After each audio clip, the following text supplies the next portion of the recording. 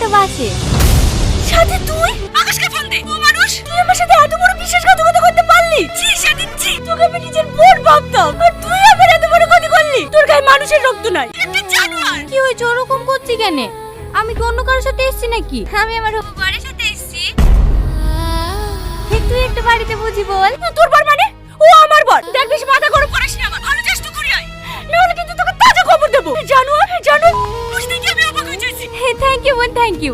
তুই না থাকলে আমার পালিয়ে বিয়ে করার স্বপ্নে থেকে যেত। এই জানোয়ার, কোথায় আছে তাই বল। আমি গেলে কিন্তু তোর কোন টেনে ছিঁড়ে ফেলবো। আমি জানি তুই আসলে ভালো লাগে, কিন্তু তুই আসলে বাড়ি সামলাবে কে? তুই একটু আব্বা আমাকে বুঝা, দেখ সব ঠিক হয়ে যাবে। রাখলাম বোন। খবরদার ফোন রাখবি। এই শোন, কি হলো, কোনো সমস্যা? না না, ওই বাড়িতে একটু টেনশন করছিল, বলে দিলাম। আর কোনো সমস্যা নাই। কি হলো, ফোন কাটছো কেন? বলে দাও তুমি আমাদের বাড়ি যাচ্ছো। হ্যাঁ। আরে তুই এত টেনশন করছিস কেন? যা আব্বা আমাকে বলে দে আমি আকাশদের বাড়ি যাচ্ছি। তুই আকাশদের বাড়ি যাচ্ছিস? হ্যাঁ, পৌঁছে ফোন করবো। মামা সাথে ফোন ধরেছিল, ওর আকাশদের বাড়ি যাচ্ছে। আকাশদের বাড়ি যাইছে? আমাদের একটু ভুলই হয়েছে, আঙ্কেল আন্টিকে বলে আসো। এই কথাটা আর কতবার বলবা বলো তো? বাড়িতে বললে আমাদের আসতে দিত? আমি বললে হয়তো দিত। বাবা, হাফিজুলকে চেনো না তো? আব্বা এসব জিনিস একদমই পছন্দ করে। বিয়ের আগে তোমাদের বাড়ি যাচ্ছি শুনলে কোনোদিনই রাজি হতো না, এখন তো সব জেনেই গেল। দেখো আঙ্কেলকে ফোন করে আবার আমাকে বাড়িতে রেখে আসতে না বলে। আমি কিন্তু আর ঘুরে যাব না, আগে বলে দিলাম। আচ্ছা ঠিক আছে, আব্বা বললেও তোমাকে রাখতে যাবো না, ঠিক আছে? তোমার মনে তো কোনো মায়াই না। পরশু দিনে তো আমাকে রেখে বাড়ি চলে যেতাম। আমি আর এক মুহূর্ত তোমাকে ছেড়ে থাকতে পারবো না। অনেক ভালোবেসে ফেলেছি তোমাকে। আন্টি, মা কেটে দিলে যে? আমি জানি কি বলবে, আমাকে রেখে আসতে বলবে।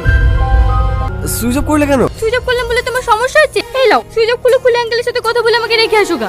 না না, আমি কি অন্য কারোর সঙ্গে এসেছি বলো তো? আমি তোমার বরের সঙ্গে এসেছি। একবার এ ফোন করছে, একবার ও ফোন করছে। আমি শুধু একটা দিন তোমার সাথে ভালোভাবে কাটাতে চাই।